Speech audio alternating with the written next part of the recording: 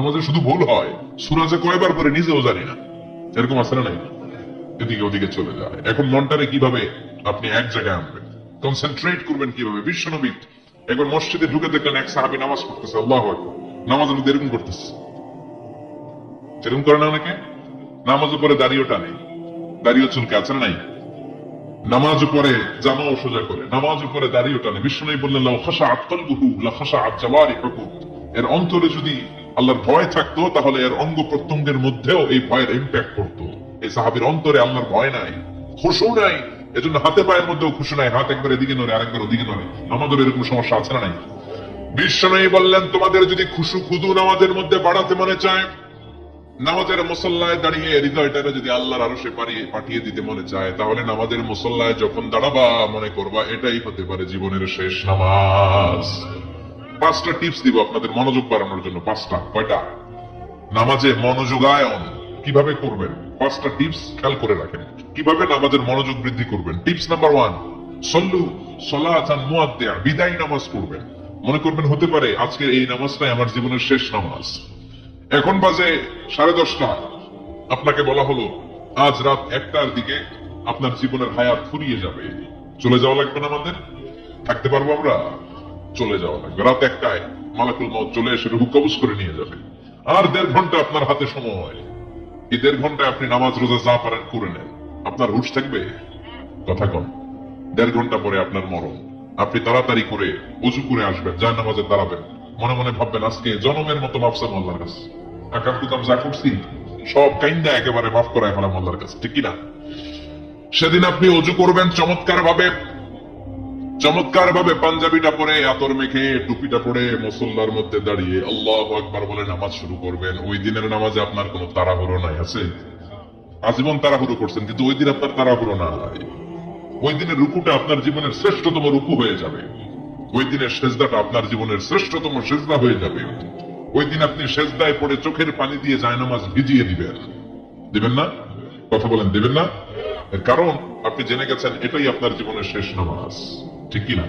তো এই যে প্রত্যেক নামাজের সময় মসজিদে যে আল্লাহু আকবার বলে যে দাঁড়াই, এই নামাজের পরে আবার কোন নামাজের চান্স আমি জীবনে পাবো কিনা কোনো গ্যারান্টি আছে?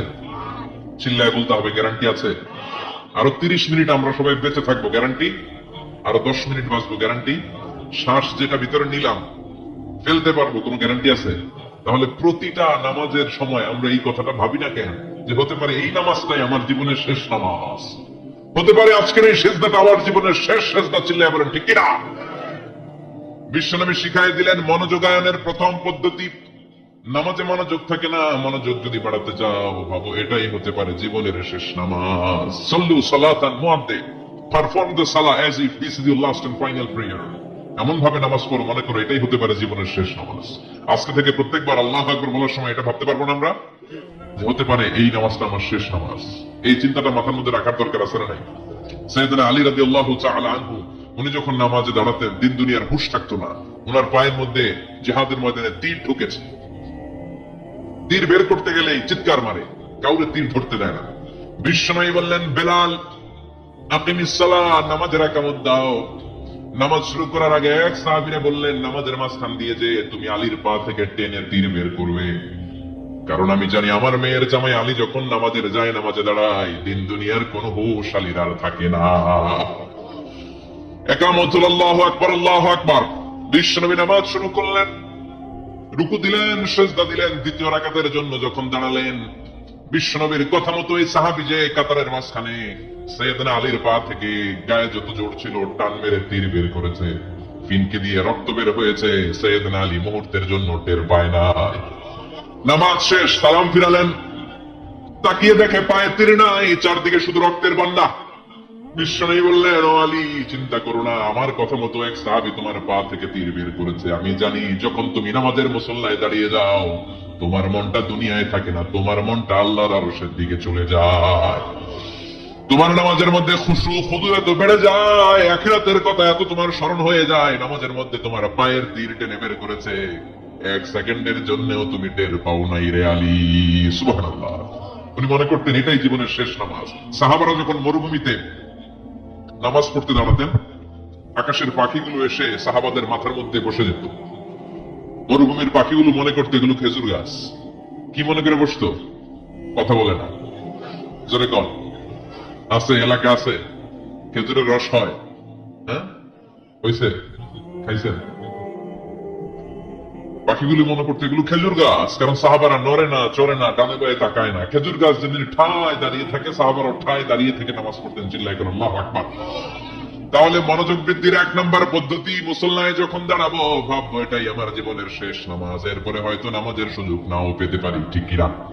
2 নম্বর পদ্ধতি হলো নামাজের মধ্যে আহকাম এবং আরকান গুলো ধীরস্থির ভাবে আদায় করতে হবে। তাড়াহুড়ো নামাজের মধ্যে করা যাবে না। আমাদের হানাফি মাযহাবে তা'দিলুল আরকান এটা ওয়াজিব।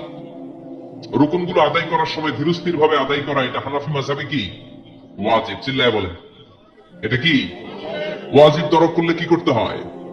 হ্যাঁ, সেজদা দিতে হয়। কিন্তু অন্যান্য মাযহাবে এটা ফরজ, এটা বাদ দিলে আপনার নামাজই হবে না, তাড়াহুড়ো করলে নামাজই হবে না। বিশ্বনবী দেখলেন মসজিদে নববীতে এক সাহাবী নামাজ পড়ে, নামাজ শেষে নবীর কাছে আসলে বিশ্বনবী বললেন সল্লি ফাইন্নাকা লাম তুসল্লি, নামাজ পড়ো কারণ তোমার নামাজ হয় না। সাহাবী আবার বললেন, আবার আসলেন, বিশ্বনবী বললেন সল্লি ফাইন্নাকা লাম তুসল্লি, নামাজ পড়ো তোমার নামাজ হয় নাই। সাহাবী আবার নামাজ পড়ে আবার নবীর কাছে আসলেন, বিশ্বনবী বললেন সল্লি ফাইন্নাকা লাম তুসল্লি, নামাজ পড়ো নামাজ হয় নাই। এবার সাহাবী এসে বলে, ও নবী 3 বার পড়লাম, নামাজ আমার হয় না, এর চেয়ে ভালো নামাজ আমি পড়তে জানি না। বিশ্বনবী বললেন, তাহলে আসো আমি শিখায় দেই। আজকের ইসলামিক কুইজ, বদর যুদ্ধে বেলাল রাদিয়াল্লাহু তাআলা আনহু কোন মুশরিককে হত্যা করেন? জানলে কমেন্ট করে জানাবেন। যখন নামাজে দাঁড়াবা ধীরস্থির ভাবে দাঁড়াবা, রুকুতে যখন যাবা পিঠটারে টান টান করে সোজা করে দিবা। বিশ্বনবী যখন রুকু দিতেন বিশ্বনবীর পিঠটা একেবারে স্ট্রেট ফরওয়ার্ড। সাহাবারা বলতেন বিশ্বনবীর রুকু দেওয়া পিঠের উপরে যদি পানি ভর্তি একটা গ্লাস রেখে দেওয়া হয়, পানিগুলো কাঁপবে না, গ্লাসটাও পড়বে না। সুবহানাল্লাহ। তার মানে বিশ্বনবীর রুকুর পিঠটা কেমন ছিল? Straight forward. বিশ্বনবী বলেন রুকু থেকে দাঁড়াবা, ধীরস্থির ভাবে দাঁড়াও। আবার সেজদায় গেলে ধীরস্থির ভাবে যাও। আমাদের দেশে অনেকে রুকু থেকে কোন রকম মাথাটা তুলে আবার সেজদায় দৌড় মারে, আছে না নাই? লক্ষ্মীপুরে নাই, এদিকেও আছে। 2 সেজদার মাঝখানে ধীরস্থির ভাবে বসা হচ্ছে ওয়াজিব। অনেকে এক সেজদা থেকে কোন রকম মাথাটা একটু উপরের দিকে উঠিয়ে আরেক সেজদায় মুরগির মতো ঠোকর মারে, এরকম তো এদিকে নাই না? আবার অনেকে ইমাম সাহেবের আগে দৌড় মারে, আছে না নাই? ইমাম সাহেব সামি আল্লাহু লিমান হামিদা বলে দাঁড়াইছে, ওনার আর সহ্য হয় না, উনি আগে সেজদা দিবে, কিন্তু ইমামের আগেও যাইতে পারে না, মাঝখানে যাই হ্যাং হয়ে থাকে, আছে না নাই? মোবাইল মাঝে মাঝে হ্যাং হয় না, মানে সামনেও যায় না পিছনেও যায় না। তো ওনারাও ইমামের আগে সেজদায় যাবে, তো ইমাম যাইতে পারে না, উনিও যেতে পারে না, মাঝ অবস্থায় যায় কি হয়? হ্যাং। হ্যাং হইবেন আপনারা? হ্যাং হওয়া যাবে না। তাহলে মনোযোগ বাড়ানোর 2 নম্বর পদ্ধতি হচ্ছে কি করবেন? ধীরস্থির ভাবে। There is no rushing in salah, there is no hastiness in salah। নামাজের মধ্যে কোনো তাড়াহুড়ো নাই, তাড়াহুড়ো করলে এটা নামাজ হয় না। এমনকি নামাজের দিকে বিশ্বনবী তাড়াহুড়ো করে যেতেও নিষেধ করেছেন। ইদা উকিমাতিস সালাহ, নামাজ যখন শুরু হয়ে যাবে ধীরস্থির ভাবে যাবেন, তাড়াহুড়ো করে যাওয়া যাবে না। 3 নম্বর পদ্ধতি, জামাতে পড়বেন। তাহলে মনোযোগ বাড়ায় দিবে কে? বিশ্বনবী বলেন সালাতুল জামাআত আফদালু সালাতাল ফারদ বি27 দারাজা। একা একা নামাজ পড়লে যতটুকু সওয়াব হয়, জামাতে নামাজ পড়লে 27 গুণ বেশি সওয়াব হয়। জামাতে পড়ার দরকার আছে না নাই? জামাতে পড়লে আর মনোযোগ এদিক সেদিক যায় না। সবাই আল্লাহু আকবার, আমি আল্লাহু আকবার, সবাই আসসালামু আলাইকুম ওয়া রাহমাতুল্লাহ, আমি আসসালামু আলাইকুম ওয়া রাহমাতুল্লাহ। মন আমার এদিক সেদিক যাওয়ার সুযোগ আছে কম, ঠিক কিনা? 4 নাম্বার, নামাজে যা বলেন অর্থ বোঝার চেষ্টা করেন। আমরা সালাতে যেটা বলি এটার অর্থ বুঝি না। আমরা প্রতিদিন বলি আলহামদুলিল্লাহ রাব্বিল আর রহমানির মালিকি, আবার বলি সামি আল্লাহু লিমান হামিদা, কি কইলাম বুঝি নাই। সুবহান রাব্বিয়াল আলা মানে কি জানি না। আত-তাহিয়াত লিল্লাহি ওয়াস সালাওয়াত ওয়াত তাইয়্যিবাত অর্থ কি জানি না। এজন্য সালাতে যা বলেন এটা বুঝে বুঝে বলার চেষ্টা করেন। এট লিস্ট সালাতে যেটা আপনি পড়েন এটার অর্থটা শেখার চেষ্টা করেন, তাহলে বললে হৃদয়ের মধ্যে টাচ লাগবে, অন্তরে দরদ লাগবে, চিৎকার করে বলেন ঠিক কিনা। 5 নাম্বার পদ্ধতি, নামাজের মধ্যে যে সুন্নাত গুলো আছে সুন্নাত গুলো আদায় করবেন। তাহলে নামাজের মধ্যে মনোযোগ বাড়ায়া দিবে কে? হাত তোলা সুন্নাত তোলেন। রফউল ইয়াদাইন যদি করেন, অভ্যাস যদি থাকে, বারবার হাত তোলা তুলেন, প্রতিবার তুললে 10টা করে সওয়াব।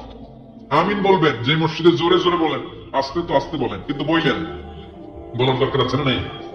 বিশ্বনবী বললেন ইদা আম্মানাল ইমাম আমিনু, ইমাম যখন আমিন বলে তোমরাও আমিন বলো, কারণ তোমরাও যখন আমিন বলো ফেরেশতারাও আমিন বলে। তোমাদের আমিন ফেরেশতাদের আমিন যখন মিলে যায় তোমাদের জীবনের সব গুনাহ মাফ করে দেয় কে? এজন্য আমিন জোরে কোন বাঁচতে কোন বলবেন, এটা ছাড়বেন না। তাশাহুদের মধ্যে আঙ্গুল তুলবেন, হয় নাড়াবেন নয় তুলে রাখবেন, এটা সুন্নাহ।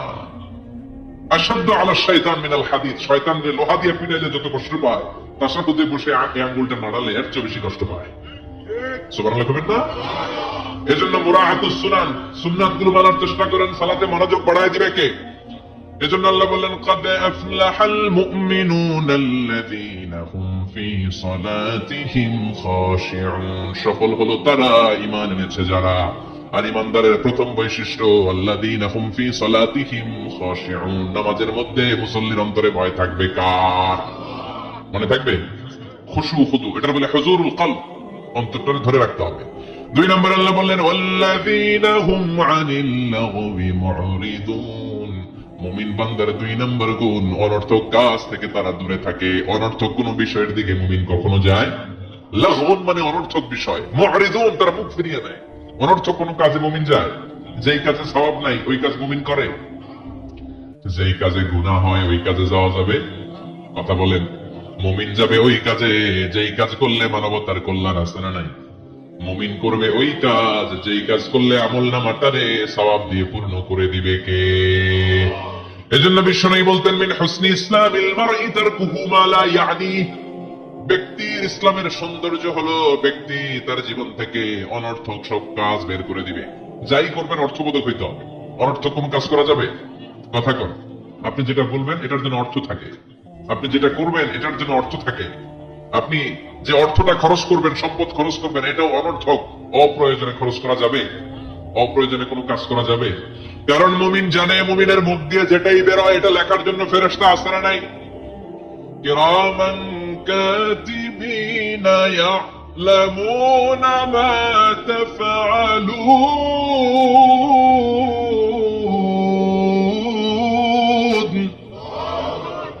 যাই করি ভালো হোক কিংবা মন্দ হোক লেখা রাখার জন্য কিরামান কাতিবিন আছে না নাই? আবার মুমিন জানে মা ইয়ালফিযু মিন কাওলিন ইল্লা লাদাইহি রাকীবুন আতীদ, মুমিন তার মুখ দিয়ে যেটা বের করে সেটা লিখে রাখার জন্য ফেরেশতা আছে না নাই? এজন্য মুমিন যেটাই করবে এটা অর্থবোধক হবে। অনর্থক কোনো কাজ করা যাবে? অনর্থক কোনো বাক্য উচ্চারণ করা যাবে? মুমিন তার চোখ দিয়ে ওই জিনিসটাই দেখবে যেটা দেখলে সওয়াব আছে না নাই? মুমিন মুখ দিয়ে সেটাই পড়বে সেটাই উচ্চারণ করবে যেটা উচ্চারণ করলে প্রতি অক্ষরে অক্ষরে সওয়াব দিবে কে? চিল্লায় বলেন কে? আপনি যদি অনর্থক কাজের দিকে মনোনিবেশ করেন, ফোকাস দেন, তাহলে আপনি ভালো কাজের দিকে ফোকাস দেওয়ার সময় পাবেন না। আমাদের দেশের ছেলেপেলেরা যত আজে বাজে কাজ আছে এগুলো নিয়ে ব্যস্ত আছে না নাই? হিন্দি সিনেমা, ওই যে হুজুর করতেছে মোবাইল নিয়ে টিপা টিপি আছে না নাই? খেলাধুলা, রাজনীতি, এগুলো নিয়ে ব্যস্ত, ফলে ভালো কাজে তারা ফোকাস দিতে পারে না। আর যারা এগুলো থেকে বেরিয়ে কনস্ট্রাকটিভ কাজ করে তাদের জীবনটারে বরকতময় করে দেয় কে? আমি দেখলাম কিছু যুবক এক জায়গায় ওয়ালের মধ্যে লিখেছে মানবতার দেয়াল। কি লিখেছে? এখানে লিখছে যেটা আপনার দরকার নেই রেখে যান, আর এই পাশে লিখছে যেটা আপনার দরকার লইয়া যান। সুবহানাল্লাহ কম। তার মানে শীতকালে আপনার যে অতিরিক্ত শীতের পোশাকগুলো দরকার নাই এই হ্যাঙ্গারে ঝুলিয়ে যান। মসজিদে কোন মসজিদের সামনে করেছে মানবতার দেয়াল, এই দেয়ালের এই পাশে অনেকগুলো হ্যাঙ্গার দেওয়া। তারা বলেছে যে এই শীতের পোশাকগুলো আপনার দরকার নেই দিয়ে যান, আর যাদের শীতের কাপড় নাই তারা এখান থেকে নিয়ে যান। এই যে তার চিন্তা, এটা হচ্ছে ইনোভেটিভ চিন্তা। যুবকরা যদি ভালো ভালো কাজগুলো একসাথে করার প্রয়াস পেত, চিন্তা করতো, তাহলে বাংলাদেশ তারা জান্নাতের টুকরা বানিয়ে দিত কে? এজন্য মুমিনের বৈশিষ্ট্য আল্লাযীনা হুম আনিল লাগবি মুরিদুন, মুমিন বান্দারা কোনো অনর্থক কাজের সাথে কখনো যুক্ত হতে পারে। তার মানে মুমিন যখন নামাজে দাঁড়ায় অন্তরটা চলে যায় কার দিকে? দুই নম্বরে মুমিন কোনো আজে বাজে কাজে যুক্ত হয় না। তিন নম্বরে আল্লাহ বললেন ওয়াল্লাযীনা হুম লিয-যাকাতি ফাঈলুন, মুমিন বান্দাকে যদি আল্লাহ সম্পদের মালিক বানিয়ে দেয়, আল্লাহর এই সম্পদ থেকে গরিবদেরকে মুমিনরা দান করে। কি করে? এটার নাম হলো যাকাত। এটার নাম কি? জোরে কর। দে যাকাত তোরা দে রে যাকাত, তোর দিল খুলবে পরে আগে খুলু খাত। দে যাকাত তোরা দে রে যাকাত। চিল্লা এখন ঠিক কিনা? যাকাত ফরজ হচ্ছে কার কার? হাত তুলেন তো দেখি। জাকাত দেওয়ার মতো লোক আছে না এদিকে? মাশাআল্লাহ, একজন, দুইজন, তিনজন, চারজন, 5, 6, 7। আল্লাহ ভাইদেরকে তুমি কবুল করো, চিল্লায় বলেন আমিন। যাকাত দেওয়াটা এটা অপশনাল নয়, এটা কম্পালসারি। ওয়া ফি আমওয়ালিহিম হাক্কুন লিসাইলি ওয়াল মাহরুম। তোমার সম্পদে গরিবদের জন্য আল্লাহ এটা অধিকার করে দিয়েছে। যিনি যাকাত দেয় তার জন্য দেয়া ফরজ, আর যিনি যাকাত নেয়, যাকাত নেয়া কি তার জন্য ফরজ? কথা কন। তাহলে সে আপনার কাছ থেকে যাকাত নিয়ে আপনাকে ফরজ কাজটা করার ক্ষেত্রে সহযোগিতা করেছে। আপনি কোনো করুণা তারে করেন নাই, চিল্লায় বলেন ঠিক কিনা? আবার আল্লাহ বলেন যাকাত দিবি না কেন? টাকা কি তোর নাকি? ওয়ামিম্মা রাযাকনাহুম ইউনফিকুন। আমি যেটা রিজিক হিসেবে দিয়েছি ওইখান থেকে দে। সম্পদের মালিক আমি বানিয়েছি, অর্থ সম্পদ আমি আল্লাহ দিয়েছি, আবার আমি আল্লাহ আদেশ করেছি দেওয়ার জন্য, ঠিক কিনা? ইসলাম চায় না রাস্তার এক পাশে 5 তলা আরেক পাশে গাছতলা। ইসলাম চায় সম্পদের সমানভাবে তারল্য। যাকাত এটা ফরজ, দিয়ে দাও, তা না হলে কঠিন আযাবের সুসংবাদ দিচ্ছে কে? চিল্লায় বলেন কে?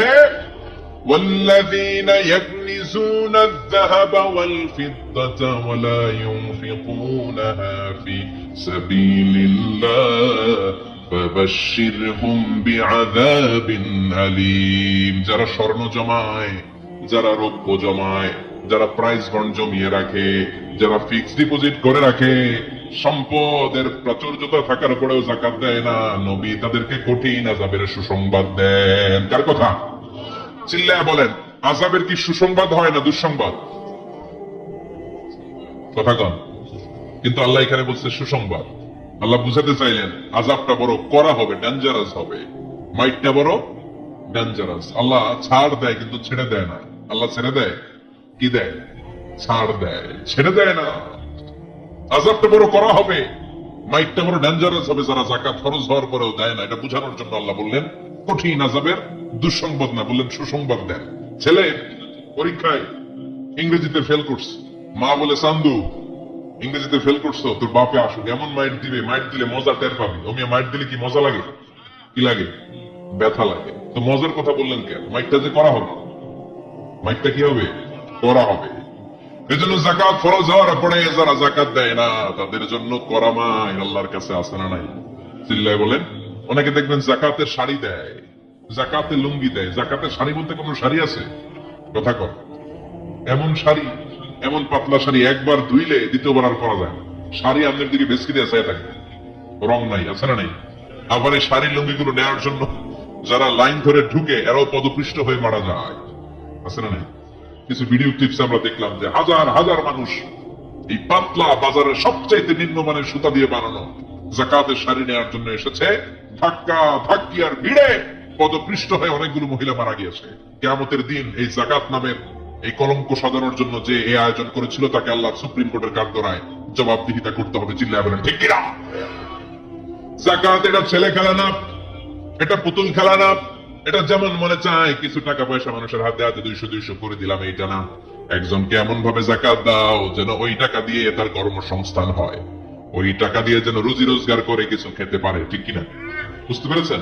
যাকাতের টাকা এমন না 10 টাকা করে আমি 500 জন ফকিরে দিয়ে দিলাম, এটা নয়। একজন একটা সিএনজি কিনে দেন, তাহলে সিএনজি চালাইয়া সে তার ফ্যামিলিকে ভরণ পোষণ দিতে পারবে, আর কোথাও যে হাত পাতা লাগবে না। একটা গাভী কিনে দেন, গাভীর দুধ বিক্রি করে ওর জীবন চলে যাবে, ঠিক কিনা? একটা টঙের দোকান, চায়ের দোকান করে দেন, ঝালমুড়ির দোকান বানায় দেন, ওইটা বিক্রি করে করে ওর জীবন চলে যাবে, সুন্দর চলবে, ফ্যামিলিটা চলবে, আর কোথাও যে তার হাত পাতা লাগবে। এটা হচ্ছে যাকাত দেওয়ার পদ্ধতি। আল্লাহ আমাদেরকে বোঝার তৌফিক দাও। চিল্লায় পড়েন আমিন। এরপর আল্লাহ বললেন ওয়াল্লাযীনা হুম লিফুরুজিহিম হাফিযুন। মুমিন বান্দার 4 নম্বরে গুণ, তারা তাদের লজ্জাস্থানের হেফাজত করে, তাদের প্রাইভেটকে তারা হেফাজত করে। লজ্জাস্থানের হেফাজত, যুবকদের ওয়াজ। বিশ্বনবী বলেন মাইয়াদমান লি মা বাইনা লিহিয়াইহি ওয়া মা বাইনা রিজলাইহি আতমান লাহুল জান্নাহ। আমার কোন উম্মত তার 2 চোয়ালের মাঝখানে যা আছে, মানে জিহ্বা, এই জিহ্বা আর 2 পায়ের মাঝখানে যা আছে তার প্রাইভেট, তার লজ্জাস্থানের গ্যারান্টি যদি আমারে দেয় যে এই 2টা অঙ্গের কোনো পাপ গুনাহ সে করবে না, আমি তাকে জান্নাতের গ্যারান্টি দেই। সুবহানাল্লাহ বাড়িতে যে বললেন। এজন্য আল্লাহ বললেন যুবকেরা খবরদার, নজরকে নিচের দিকে করো। قل للمؤمنين يغضوا من أبصارهم ويحفظوا فروجهم। আল্লাহ বললেন ও যুবক, নজরটারে নিচের দিকে নামাও, কারণ নজরটা বড় ভয়ঙ্কর।